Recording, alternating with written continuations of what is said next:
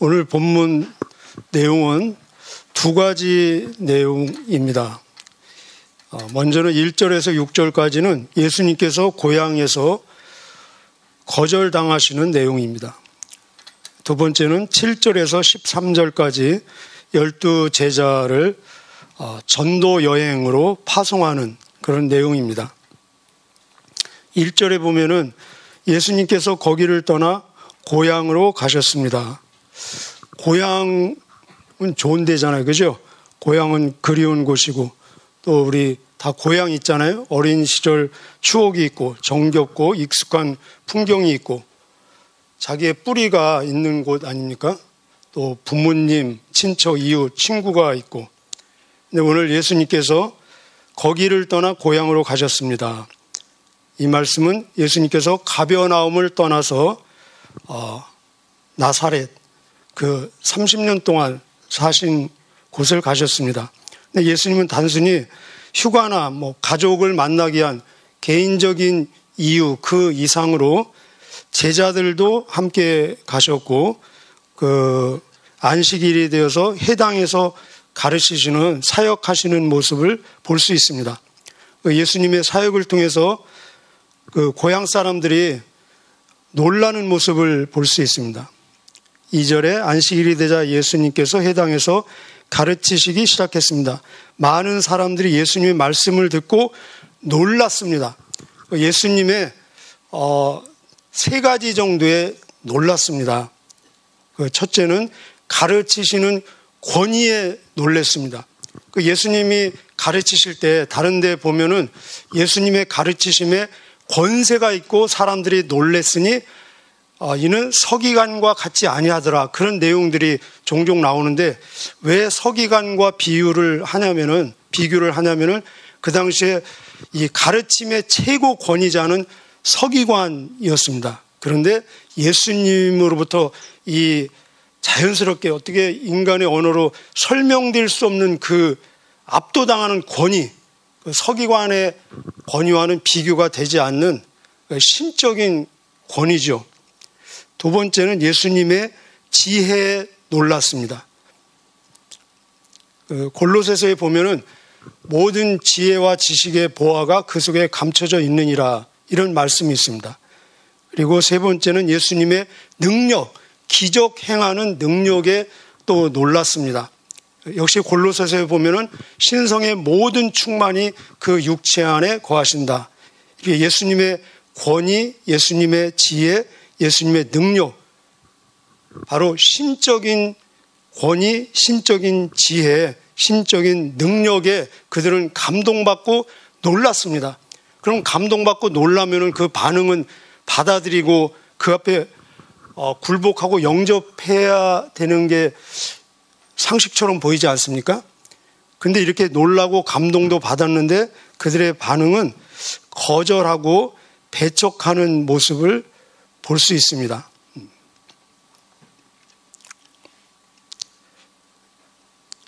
왜 배척을 합니까? 여기서 배척한다는 것은 걸려서 넘어지는 것입니다. 걸림돌로 예수님이 되었다는 것입니다. 예수님은 그들을 세워주기 위해서 이 디딤돌로 오셨는데 오히려 예수님에게 걸려 넘어지는 모습. 그 이유는 그들이 우리 예수 너무나 잘 안다. 그래서 여기 3절부터 보면은 그는 목수가 아니냐, 그는 마리아의 아들이고 야고보, 요셉, 유다 그리고 시몬의 형이 아니냐, 그의 누이들도 우리와 함께 있지 아니하냐. 그의 직업을 안다는 것입니다. 그 천한 목수, 우리로 얘기하면 일일 고용직 같은 목수고 신분 출신은 마리아의 아들 아니냐. 그 당시에 설령 아버지가 일찍 돌아가셨다 하더라도 누구를 소개할 때는 아버지의 이름을 빌려서 누구의 아들 이렇게 소개되는 것이 유대인의 전통이고 이 상식인데 마리아의 아들 이거는 좀 이렇게 우리가 걔 출생의 비밀을 알고 있잖아 이렇게 어느 좀 놀리는 그런 뉘앙스를 지금 풍기고 있는 것입니다. 그래 아니냐 경멸적인 표현을 하고 있는 모습을 볼 수 있습니다. 그들은 지금 무엇으로 지금 막 감싸 있습니까? 바로 고정관념, 선입견, 편견으로 지금 눌려있는 모습을 볼 수 있습니다. 그래서 과거에 고정된 지식이 현재와 미래의 지식을 얻는데 지금 방해가 되는 모습을 볼 수 있습니다. 먼저 입력된 것이 나중에 입력될 수 있는 지식을 지금 거부하는 모습, 예수님의 인성에 대한 지식을 가지고 있는 그 자체가 예수님의 신성을 이해하는데, 신성을 받아들이는데 지금 방해가 되고 있는 모습을 볼 수 있습니다. 사실은 다른 모습으로 접근을 하면은 이들은 얼마든지 긍정적으로도 접근할 수 있습니다. 어려서부터 30년 동안 예수님의 어린 모습을 보지 않았습니까? 예를 들면은 12살 때 예수님께서 유월절 때 그의 부모님, 친척, 이웃들과 성전에 간 적이 있습니다. 우리 누가복음에 나오죠. 그죠? 그런데 돌아올 때 예수님은 성전에 남으셔서 며칠 후에 다시 친지들이 딱 성전에 가보니까 어른들, 율법학자들과 이렇게 말씀을 나누는 모습, 그때 이미 그의 탁월함, 지혜, 겸손, 그런 것들을 그들은 보았습니다. 그때 예수님은 말씀하시기를 내가 아버지 집에 있어야 할 줄을 어찌 모르셨습니까? 왜 나를 찾으십니까? 하는 그런 모습을 보면서 어려서부터도 겸손하고 온유하고 얼마나 정직하고 순결하고 말썽을 피웠겠습니까? 그런 모습을 보았다면, 긍정적으로 접근을 한다면, 어려서부터 역시 뭔가 다르더니 역시 다르구나 하면서 이분이 메시아가 아닌가로 접근할 수도 있는데, 오히려 부정적으로 입력된 그런 선입관, 편견으로만 지금 판단하는 모습을 볼 수 있습니다. 왜 그렇습니까? 바로 교만과 시기로서 자기들은 지금까지 똑같은 모습인데 자기들과 30년을 같이 살아온 지금 예수님은 딱 나타나는데 엄청 변화됐잖아요. 그죠? 막 제자들도 데리고 오고 랍비 선생으로 불리우고, 자기들은 같은데 이 변화된 예수님의 모습을 받아들이기가 너무 어려운 거죠. 저를 비롯해서 우리 모두에게 이런 편견이 있지 않나, 선입견이 있지 않나. 근데 누구나 편견이 있을 가능성이 있습니다. 그런데 위험한 것은 나는 편견이 있다라고 말하면서 편견을 표현하지 않는 것이 편견의 위험성이죠. 우리는 늘 겸손과 기도로 나에게 편견이 있을 수 있다는 가능성을 인정하면서 하나님 앞에 겸손히 나가야 될 것입니다. 그래서 여기에 대한 예수님의 반응은 어떻습니까? 5절 한번 읽어보실까요? 5절. 예수님께서는 몇 명의 환자에게 손을 얹어 고쳐주셨을 뿐 많은 기적을 일으키실 수가 없었습니다. 대부분의 배척해서 예수님이 기적을 일으키지 않는 모습. 그러나 그런 가운데에도 몇 명의 소수의 환자에게 손을 얹어 은혜를 베푸시고 기적을 베푸시고 역시 그 은혜의 혜택을 받는 자들이 있는 모습을 볼 수 있습니다.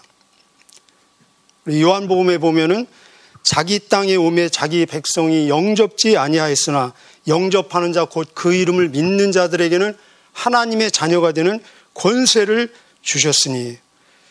그렇습니다. 대부분이 설령 교만과 고집으로 거절할 때조차도 겸손과 열린 마음으로 영접하는 자, 은혜를 은혜로 받는 자가 있다는 것입니다. 오늘 이 시간 이 새벽에도 은혜를 은혜로 받는 저와 여러분 되시기를 축복합니다. 전도자들은 사실 이런 자들을, 숨겨져 있는 은혜를 은혜로 받는 자들을 찾아다니는 사람들이 전도자입니다. 겉으로 보면 우리는 알 수 없죠. 그래서 하나님의 은혜를 끊임없이 전하고 증거하는 사역을 우리는 멈출 수가 없는 거죠. 그래서 두 번째 보면은 예수님께서는 은혜를 은혜로 받는 자들을 한번 찾아다녀봐라 하고 제자들을 파송하는 모습을 볼 수 있습니다. 7절부터 13절까지. 이 내용은 아마 우리가 지금 받으면은 이 문자적으로 너무 안 맞는 거 아닌가? 거리감이 굉장히 있지 않은가로 생각할 수 있는데 그렇지 않습니다. 여러분, 성령님의 깨닫게 하시는 역사로 각자 필요한 내용들이 이 영적인 인사이트, 통찰력으로 좋은 이 복음 증거의 원리, 깨달음이 각자에게 있으시기를 미리 축복합니다. 사실 이 마가복음은 이미 3장에서도 12를 사도로 선택하셔서 왜 선택하셨습니까? 전도하도록 하기 위해서. 그래서 마가복음의 결론은 16장 15절에 보면은 너희는 온 천하에 다니며 만민에게 복음을 전파하라. 이것이 결론입니다. 그런데 그 이전에 지금 실습을 지금 하고 있는 것입니다. 자, 우리 한 절 한 절 어떤 복음 전도의 원리가 담겨 있는지 한번 보도록 하겠습니다. 7절 한번 읽어보실까요? 7절 시작. 예수님께서 12 제자를 불러 2사람씩 보내기 시작했습니다. 그리고 그들에게 더러운 귀신을 쫓는 권세를 주셨습니다. 여기 7절에서는 권세를 주신 것과 그리고 파송은 2명씩 보낸 것. 자, 2명씩 보냈습니다. 왜 그렇겠습니까? 전도는 일종의 증언입니다. 증언. 그래서 너희는 나의 증인이 되리라. 증언을 하는 사람을 증인이라고 하지 않습니까? 그런데 구약에 보면은 증언은 최소한 2명 이상의 증언이 효력을 발생하는 것을 볼 수 있습니다. 그래서 이 전도는 보이지 않는 세계, 하나님의 영적인 세계를 우리가 경험한 것을 증거하는 증인의 위치로 쓴다는 것입니다. 그래서 2명씩 보내는 모습을 볼 수 있고, 또 하나는 전도는 동역입니다. 동역. 서로 격려와 협력하는 동역. 그래서 전도서 4장 9절에 보면은 2사람이 한 사람보다 나음은 그들이 수고함으로 좋은 상을 얻을 것이다. 이런 말씀이 있습니다. 또 권세를 주셨습니다. 우리도 자녀들한테 무슨 심부름 보낼 때는 거기에 필요한 거 주잖아요. 그죠? 뭐 라면 사오라 하면 그 라면 값 주고, 테레비 사오라 하면 테레비에 맞는 돈을 주고, 당연한 거 아닙니까? 그래서 예수님께서도 권세를 주셨습니다. 귀신 쫓는 권세. 우리에게도 주셨죠. 예수님 말씀하시기를 하늘과 땅의 모든 권세가 내게 있으니 그러므로 너희는 가서, 이 말씀은 너희가 가서 복음을 전할 때 나에게 있는 이 권세가 너희를 통해서 표현된다는 말씀입니다. 우리에게 성령을 주셨습니다. 믿죠? 그죠? 복음 자체에 능력이 있습니다. 그런데 하나님께서 우리에게 이 하나님의 자녀되는 권세도 주셨고, 이런 많은 권세를 주셨는데, 복음을 전할 때 우리에게 주신 그 능력이 실질적으로 극대화된다는 것입니다. 자, 8절 9절은 그러면 이 복음 전도를 할 때 무엇을 준비해야 되는가, 무엇을 가지고 가고 무엇을 안 가지고 가야 되나. 우리는 보통 여행할 때 이 챙길 것부터 생각하잖아요. 그죠? 근데 예수님은 안 가져갈 것에 더 강조점을 두고 있습니다. 8절 9절 한번 읽겠습니다. 시작. 예수님께서 제자들에게 명하기를 여행할 때는 지팡이 위에 아무것도 가지고 다니지 말고 빵이나 가방도 가지지 말며 주머니에 돈도 넣고 다니지 말라고 하셨습니다. 또한 신만 신고 옷도 2벌씩 갖지 말라고 하셨습니다. 가지고 갈 거는 지팡이, 신발 하나, 그리고 옷 한 벌. 가지고 가지 말아야 될 것은 음식, 가방, 돈. 가방하고 돈은 여행에 있어서 필수적인 거 아닙니까? 굉장히 부담스럽죠. 그죠? 자, 여기에서 우리에게 주시는 말씀은 전도자는 하나님이 파송한 하나님의 대사입니다. 하나님이 공급하십니다. 믿습니까?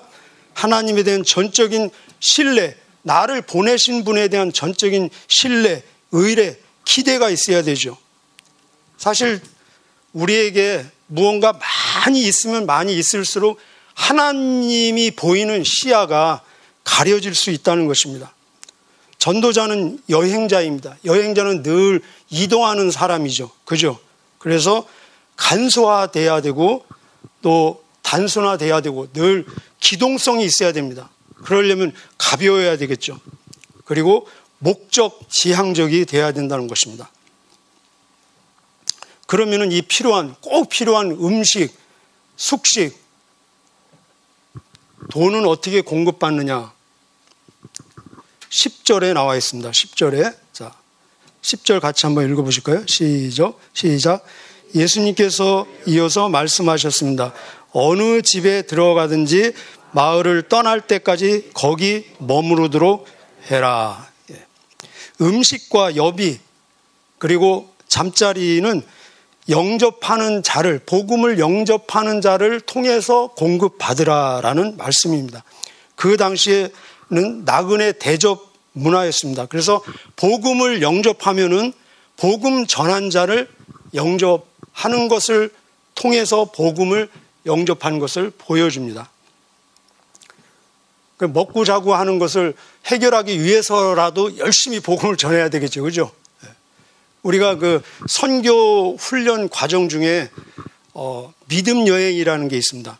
무전 여행 들어보셨죠? 무전 전도여행. 돈 1푼 없이 한 차로 10시간 정도 되는데 이렇게 갖다 떨고 놓으면은 4박 5일 아니면 뭐 5박 6일 동안 전도하면서 돈 하나 없습니다. 전도하면서 한 4박 5일 동안 자기 숙소까지 다시 이제 오는 그런 훈련이 있는데 이 믿음 여행의 원조가 바로 예수님인 것을 볼 수 있습니다. 여러분 혹시 그런 경험 한번 해보셨습니까?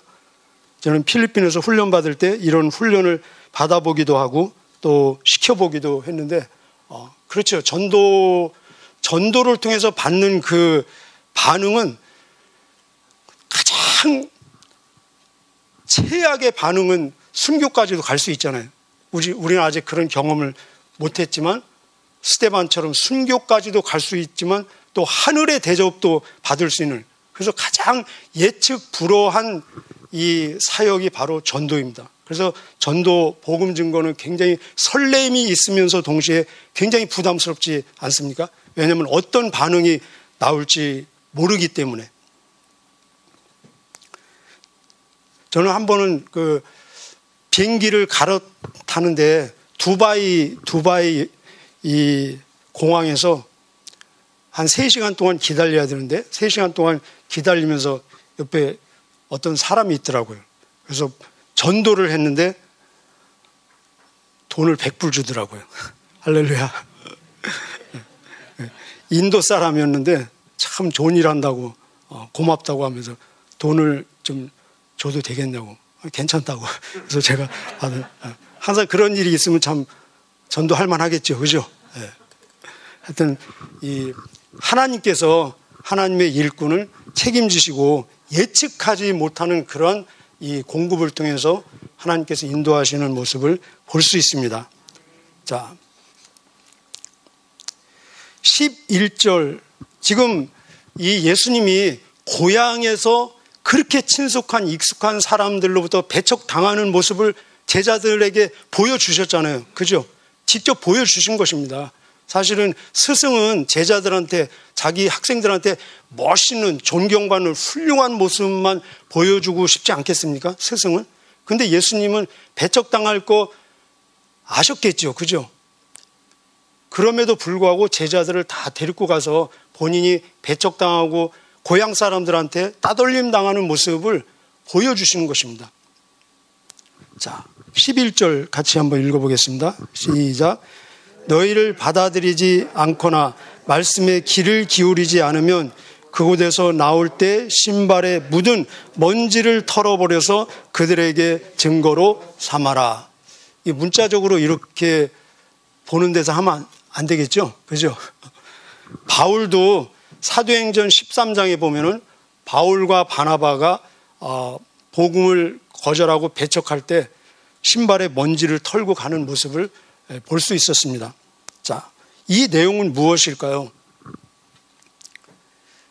신발에 먼지를 턴다는 것은 요 마태복음 10장에 더 자세하게 나와 있는데 거기에는 이제 배경 그 내용에 대한 설명이 나와 있습니다. 신발의 먼지를 털어라. 이 말씀은 첫째는 복음을 끝까지 거절하는 결과의 심각성을 지금 인식하고 있는 것입니다. 이 마태복음 같은 내용을 다루는 10장에서는 너희 신발의 먼지를 털어버려라 하고 나서 바로 나오는 말씀이 소돔과 고모라가 복음을 거절하는 이 지역보다 차라리 견디기 쉬울 것이다. 그런 말씀이 있습니다. 하나님의 은혜를 거절하는 소돔과 고모라가 어떻게 되었습니까? 불에 탔습니다. 그런데 눈에 보이는 이 물질만 불에 탔잖아요. 육신만 불에 탔잖아요. 그런데 복음을 끝까지 거절하는 결과는 무엇입니까? 바로 영혼이, 몸과 영이 영원히 불에 타는 모습 아닙니까?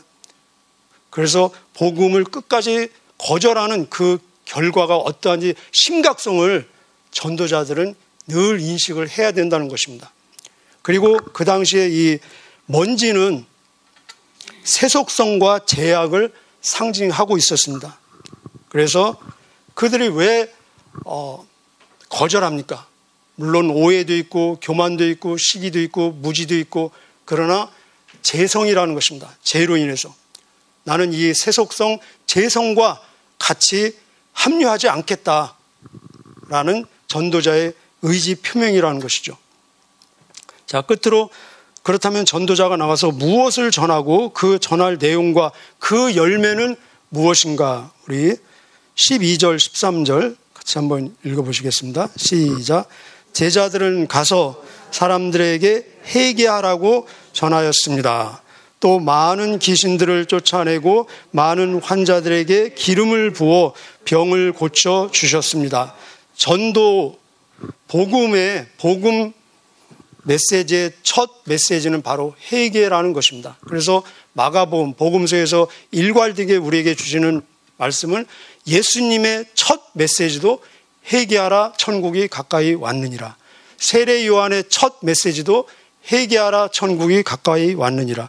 역시 제자들도 나가서 첫 메시지가 회개의 메시지, 바로 이 복음을 듣고 회개하고 받아들일 때 그 결과가 귀신이 쫓아나고 그리고 영원한 치료를 준다는 것입니다. 그렇죠. 귀신을 쫓아내는 우리가 축사 사역이 많이 있지만, 그러나 가장 근원적으로 귀신을 쫓아내는 사역은 복음을 전하는 거죠. 왜냐하면 요한복음 8장 44절에 보면은 복음을 거절하는 자들은 예수님이 말씀하시기를 저들은 저희의 아비 마귀에게 속해 있느니라. 이게 얼마나 끔찍한 얘기입니까? 예수님이 하신 말씀이기 때문에 제가 할 수 있는 거지, 예수님이 그렇게 말씀하시지 않았다면 할 수 있겠습니까? 근데 예수님이 그렇게 말씀하셨어요. 당신을 거절하는 자들을 향해서 저들은 저들의 아비 마귀에게 속해 있느니라. 그래서 마귀를, 귀신을 쫓아내는 가장 근원적인, 가장 강력한 무기는 복음을 증거해서 그를 하나님의 자녀되게 한다는 것입니다. 자, 아까 말씀드린 대로 마가복음의 결론은 무엇입니까? 너희는 온 천하에 다니며 만민에게 복음을 전파하라. 그리고 바로 이어서 나오는 말씀이 믿는 자들에게, 복음을 전하는 자들에게는 이런 표적이 따르리니 내 이름으로 귀신을 쫓아내며 병든 사람에게 손을 얹은즉 나으리라. 아멘. 오늘도 우리가 보냄받은 자로서 믿는 자의, 복음을 전하는 자의 표적이 풍성하게 맺히는 하루 되시기를 주님의 이름으로 축복합니다. 기도하시겠습니다.